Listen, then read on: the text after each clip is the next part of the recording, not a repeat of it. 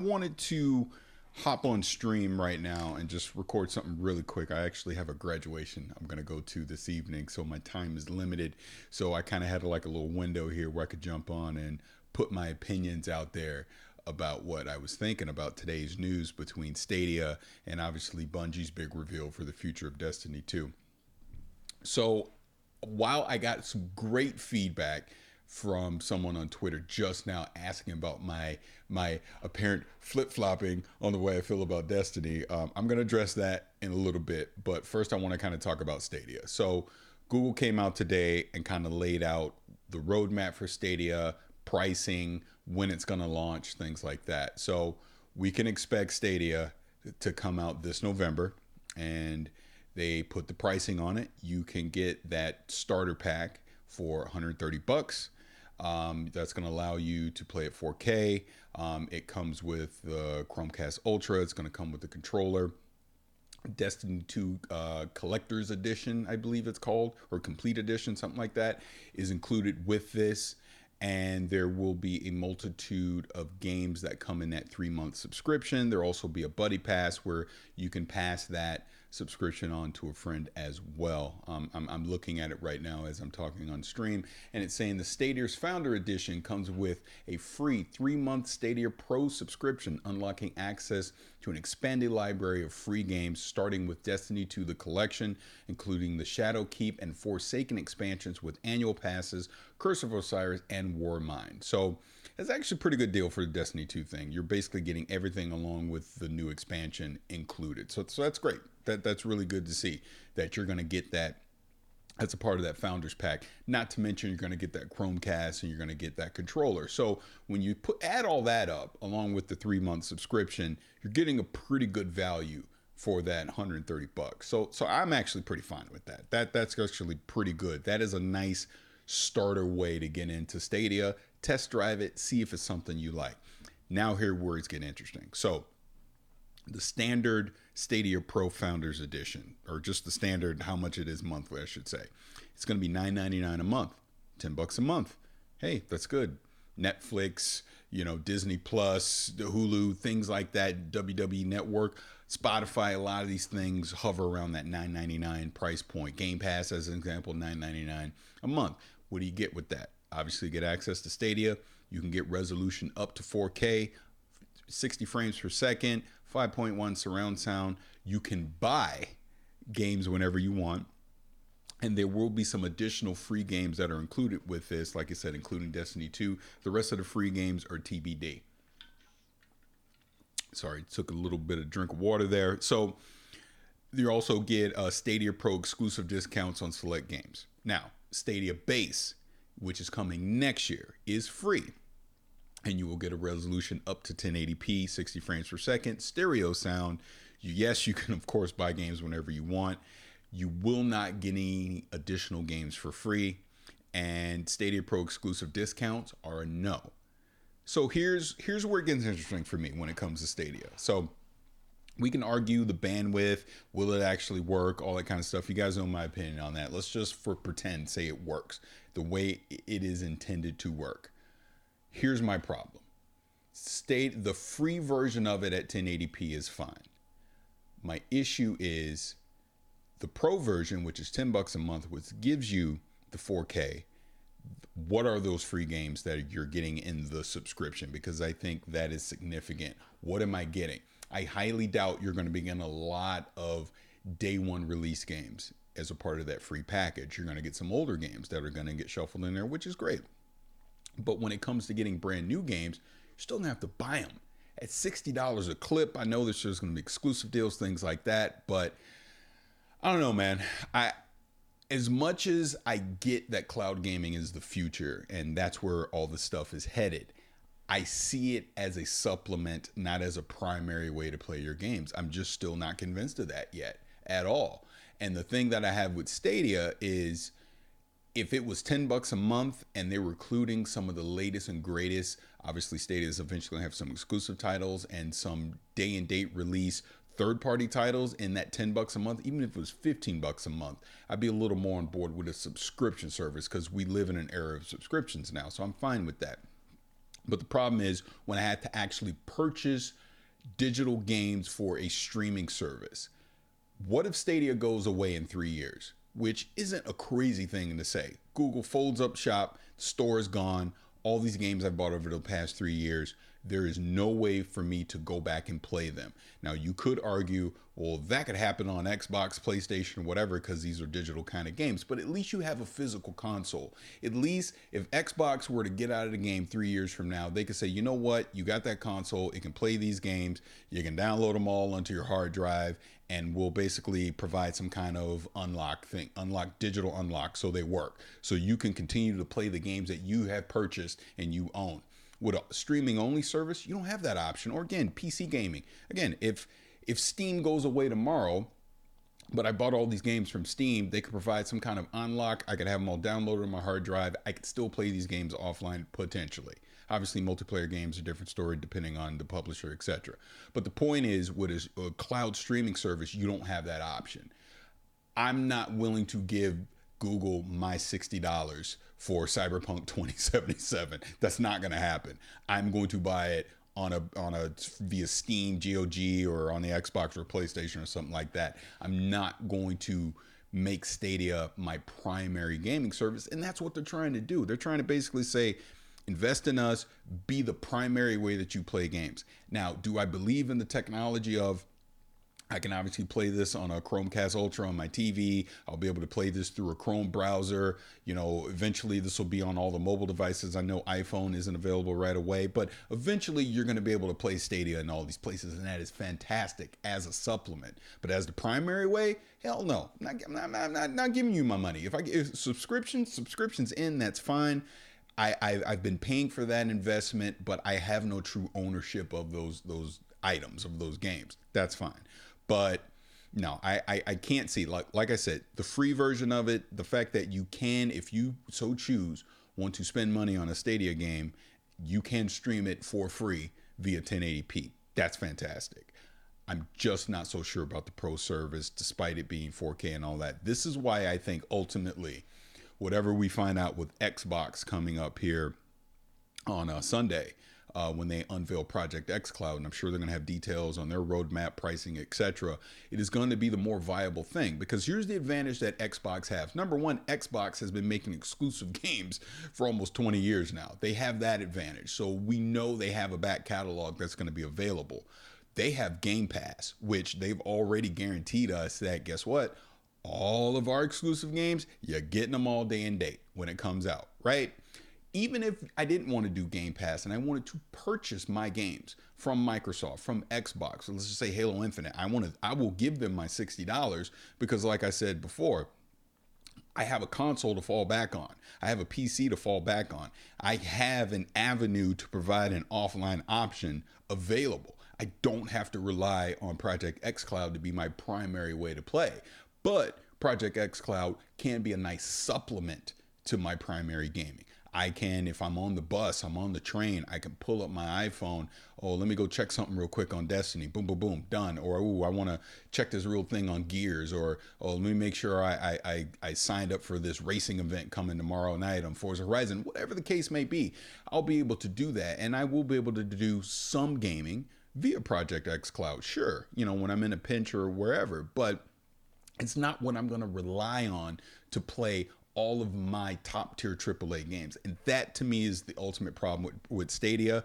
That's why I can't just 100% invest into it, even at this price, which, like I said, the free tier is reasonable, but I'm not going to give you my $60. I'm just not. I don't see that. And we will see with the games that are coming in the pro subscription that you're going to be able to get. If there's some day and date stuff that's worthwhile, I will change my opinion on that. But as it stands right now, I just don't feel like I can rely on that. So I'm even looking right now at some of the games that will be available for purchase on Stadia. Dragon Ball Universe 2, Doom Eternal, Wolfenstein Youngblood, Destiny 2, Power Rangers, Baldur's Gate 3. Obviously, they showed that off today. That's great. Metro Exodus, Thumper, Samurai Showdown, Football Manager 2020, Assassin's Creed Odyssey, Ghost Recon Breakpoint. Obviously, looking forward to that. Borderlands 3 is going to be on there. You know, Tomb Raider Trilogy, on down the line. There are some fantastic third-party titles that will be available on Stadia. Now, the thing that Google has to do to convince me is stay around, invest in this, back it, show me that the games that you're going to develop exclusively for Stadia matter enough that, you know what, I got to freaking play that. Then I'm going to start buying your games. Until I say, and this isn't going to happen tomorrow. This is going to happen this year, next year. This will be a couple years down the road. But when I look up in 2023, I still want to see that Stadia is around and is a viable option. Maybe I change my mind. Obviously, technology always is going to get better. Bandwidth is going to get better. Maybe the things that I'm saying here in June of 2019 will look myopic and idiotic, in June of 2022. But we will see.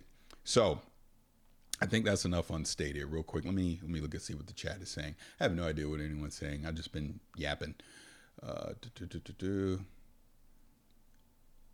Yeah, kind of similar what I was saying. Right on. So let's just go ahead and jump into Destiny 2. Bungie had a huge reveal today, which made me very happy. But I want to start it off this way, and it was a tweet that I got right before I went live, and I actually really appreciate this because I like people challenging me on my opinion. I really do. So, Salami, I hope I'm saying that right. I don't say your name wrong, brother, but he says to me, or she, I'm not sure, he says to me, I'm confused with the newly found Destiny hype. Episode 885 of Gamertag Radio, you went on about the issues with Destiny 2 raids and how Destiny 2 is long in the tooth, minor tweaks, rinse and repeaty. Simply adding cross-play, cross-save is enough to revitalize 400 hours of time invested with Destiny, ? I'm assuming you're saying you have 400 hours because I know I'm probably pushing like 2,000 hours in Destiny. So appreciate that feedback. And it's a combination of things, actually, on why I'm excited about it. Yes, the cross-save thing is something I've desperately wanted for Destiny 2 damn near since the beginning from Destiny 1 because, while I love playing with all my son and all my friends on PlayStation 4, I have friends on Xbox, I have friends on PC as well. I would like to play with them, and who knows, maybe I play with people on Stadia. We'll see. So that's one good thing. But what has me excited isn't just simply that announcement. It is, of course, the doorbell rings and my dog's going to bark. Watch, here it comes.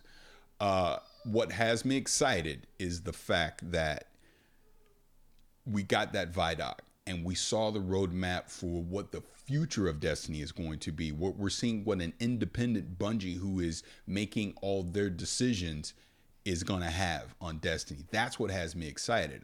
As an example, Armor 2.0. That's going to eventually come here with the new expansion pack. It's not true transmog. It's very similar to the Division in that I could have one piece of gear or one piece of armor that has some great mods on it, but I love wearing this other one. I'll be able, and who knows what the economy is going to be on this just yet, but I'll be able to transfer some of those mods over to the gear that I like to wear. So in other words, you're going to be able to truly get your fashion show going on with Destiny and keep the power fantasy at the same time and be able to truly start tweaking your builds to what you want them to be. I mean, the biggest thing that Luke Smith and Mark Noseworthy said when they initially came out to talk that got me excited was they're not going to run away from the fact that this is now an MMORPG, and they're really going to start leaning on that fact and leaning on the fact that, you know what, let's be a freaking RPG. That's what has me excited about Destiny. You know what I mean? They're going to make this game, sure, they're going to want the casual audience to still play and all that, but they're making this game for the people like me who have been dedicated to this franchise, quite honestly, since I first laid eyes on it in 2013. And I've put in so many hours playing this game that, they're making the game that the hardcore fans have been asking for. But at the same time, what they're also doing with now the Destiny Destiny 2 First Light, I believe they're calling it, where they're going to take that first year of content for Destiny 2 and they're going to make it free to play. So what that will do is that's going to allow anyone that's curious about Destiny, you're able to jump in for free and start playing the game. You can start playing the game. You can start doing raids, strikes, nightfalls, Gambit, all that year one content will be available to you, but at the same time, you will still be able to interact in the same spaces of the people that have bought the next expansions. You know what I mean? So when this new, I keep want to call it Shadowfall. Gosh darn it. Why do I keep want to call it Shadowfall? Let me get the right name on this before I say something really dumb. Where is it? Shadowkeep. Sorry. So the new expansion that's coming this September is called Shadowkeep. And basically what they're basically saying is you don't have to buy Shadowkeep. No one will force you to buy Shadowkeep. What will happen is you will get that free to play version of Destiny 2, you know, the first light version of it, and that new moon space that opens up for Shadowkeep. You'll be able to go there. You'll be able to do public events. You'll be able to interact with things in that new play space, but you won't be able to do any of the new missions that are there. You won't be able to do the raid, things like that, the new dungeon that's going to open up. These are the things that are going to be gated behind you actually paying for that expansion pack. And if you deem, hey, the things I've played so far are good enough, now you invest in playing that new expansion pack. And then there's going to be seasons that are now coming where you're not going to be forced to purchase every season. You won't have to purchase a whole annual pass if you so choose. So the example of this is it would be this. Let's say, so season 8, it would be the next season. You're playing season 8. You look at what's coming for season 9. That doesn't look good to you. Guess what? Don't buy it. You don't have to buy it. No one's forcing you to buy it. But then when season 10 comes, you'll be able to buy season 10 and continue on with your journey.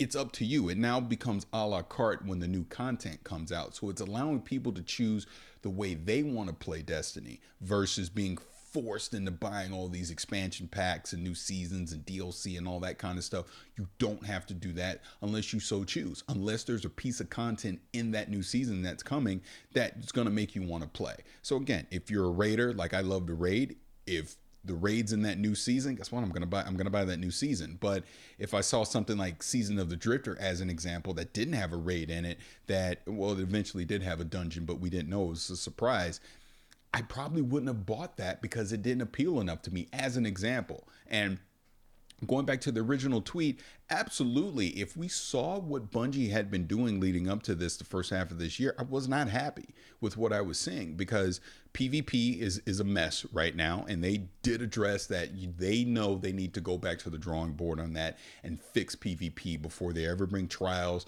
or any of the advanced in-game type of stuff for PvP action back for Destiny. So good, fix it. When you come up with your solution, we'll judge it accordingly. I was not happy initially with the way I thought they were going to do this world first raid. They proved me wrong. I admitted I was wrong on that. I actually enjoyed them opening up day one, putting the power caps in there. So it basically allowed anyone that didn't want to participate on Tuesday night or Tuesday afternoon could do it. And we saw the result of that, had the world's first. It was a great challenge. That's fantastic. I just think when I look at, and I'll just talk about Luke Smith specifically, when I listen to Luke talk about Destiny, he freaking cares about it. He really does. They've obviously put him in a position now where he really gets to shape the focus of where this franchise is going to go moving forward. And that's fantastic because obviously Luke has World of Warcraft roots, you know, way back in the day in his 1-up days, all that kind of stuff. And you're slowly starting to see some of that stuff creep into Destiny, but in a good way. And I'm excited for that because I want Destiny to be challenging. I also want it to not be intimidating to someone who has not invested years upon years and hours upon hours into Destiny to actually jump in at some point and start experiencing it for themselves. And that's what they're trying to do. Is it going to be perfect when Shadowkeep comes out in September? No, of course not. It will not be. Guarantee you will be bitching and moaning about something by November or December. But I'm kind of looking at the long game for this. I'm looking at whatever Destiny 3 is going to be, because we don't even know if it's going to be called Destiny 3 at this point. I just think they're buying time. I think there was like, you know what, let's do a soft reboot right here, right now. Let's start doing things that are going to get people prepared for what we really want to do when we get to Destiny 3. And that's what I think, if you just kind of look at the timeline, what the next, 16 to 18 months are going to be for Destiny 2. It's all about getting us prepared for Destiny 3. Having a more RPG experience, having a more hardcore experience, having these things, like I said, these raids, these dungeons, fixing the PvP, bringing trials back, having factions actually matter in the game, you know, and making it inclusive for everyone to play and not forcing you to spend a freaking dime to at least understand what the game is going to be about. And I think that's the smartest thing that they did here was make Destiny free to play. Like, look, first hit's free kind of thing, right? Like, we're going to give you a good bit of content for free. Try it out. If you like it, if you see your buddies running around doing some cool shit that you want to do too, but it's behind the expansion pack, well, guess what? Now go pay the money for the expansion pack and go do it. So I'm excited for the future of it. I really am. I hope that answers the question on why I have excitement for it now. But, you know, it's a franchise that has had its ups and downs, its highs, its lows. You know, I personally did stop playing for a little bit. I really just jumped in and invested into the Division 2, and that game is not perfect either. It has its highs and lows as well. But what I've realized by doing that is I just freaking love these kind of games. I just do. I love these co-op games that have loot. It's going to force me to tinker with my builds. You're going to have these raids that are going to challenge you, push you to the actual limit of, you know, problem solving, you know, mechanics, things like that. It is a lot of fun to do these kind of games. And I'm happy that Destiny is getting to where I personally have wanted it to be over the past few years. And God, I didn't even really talk a lot about the cross save stuff. So here's the fantastic part about all of this for me. And obviously there was speculation up until the last minute if PlayStation was going to be on board with this. It sounds like Bungie went to bat and got the deal done right at the buzzer. But we're going to have cross saves now, which is something I'd been saying the past few years of let's get cross saves into Destiny. So if, like, I've been playing on PlayStation 4 since the beginning, since 2014 with Destiny 1, but I want to play on a PC. I would love to play on a PC, but guess what? I don't really want to do the freaking grind. And it was funny. I had made up my mind a couple weeks ago. You know what? F it. Scorch the earth. I'm just going to start over on PC. I don't care. And I'm just going to move forward with Destiny on PC. Now I don't have to do that. And that's freaking great. So all that progress, all the weapons, all the things that I've grinded for over the past 5 years, I get to keep, bring with me over the PC. But then guess what? I can go back over to PlayStation 4. I can hop on the Xbox now. I can go to Stadia. I can do whatever the hell I want. That is great. I know, you know, cross save, you know, is kind of a stopgap. Eventually, we probably want to see some kind of cross play come into effect. But maybe that doesn't happen. I don't know. If it doesn't, this is at least at a minimum what you can expect for that. And of course, I know there's been some confusion, and I hope the TWAB is about to come out. It may come out. I even asked Cosmo and DMG on Twitter if they could clarify this, how the content purchases is going to work. I understand it this way, and I could be completely wrong. You have to purchase the expansion on every platform you want to play, at least the standard edition. So Xbox, PC, PlayStation 4, Stadia. If you buy the deluxe edition on any one of those platforms, that gives you all the seasons as well for this year, right? For this year of Destiny, whatever you want to call it. So if you do that, then, like, let's say I bought the deluxe edition on PC. Now when I hop on PlayStation 4, I only have to purchase the standard edition of the expansion, and I'll get all the seasons there too. That's how I understand it. I could be completely wrong. Hopefully this gets clarified here when the TWAB comes out and we can move forward from there. But overall, man, it is an exciting freaking time for gaming. It really is. And we're not even at the next generation yet, which makes it even sweeter. You know, E3 is going to start here in a couple days. Danny and Pete will be out here in LA. I'm going to meet up with them Saturday. We're going to hang out Sunday. We're going to go to Xbox press conference, experience everything that Microsoft has to talk about. Bethesda has theirs later that night, Ubisoft the day after, and then just everything's going to explode. You know, unfortunately, I won't be able to spend all my time at E3 this year because I have other commitments, but I'm going to be able to sneak in a little bit. I've said this a million times already, and I even tweeted it at them. I booked the last Cyberpunk 2077 appointment at E3 on Thursday. And by hell or high water, I will be there. I'm going to make it. I have to make it. That is my game of the show. Without question, I have to see what CD Projekt Red is doing. Hopefully, they at least give us some kind of launch window. I'm speculating it'll be spring 2020. But I'm ready for that game, man. I really am. It's just obviously another game that's going to add to the plate of everything. But I'm excited to see what CD Projekt Red is going to do with Cyberpunk. And, and it's not the only game I'm excited for. I'm excited for Gears.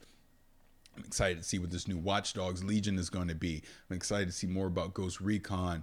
The Avengers game obviously is coming. Mario Maker 2, Luigi's Mansion. I mean, the list goes on and on. Final Fantasy Remake. All this stuff is coming that we're going to be able to see at E3 this year, and I'm very excited to see it. But I just have to say, for me personally, it was great to see what Bungie did today, because for me, that studio has always had a special place in my heart.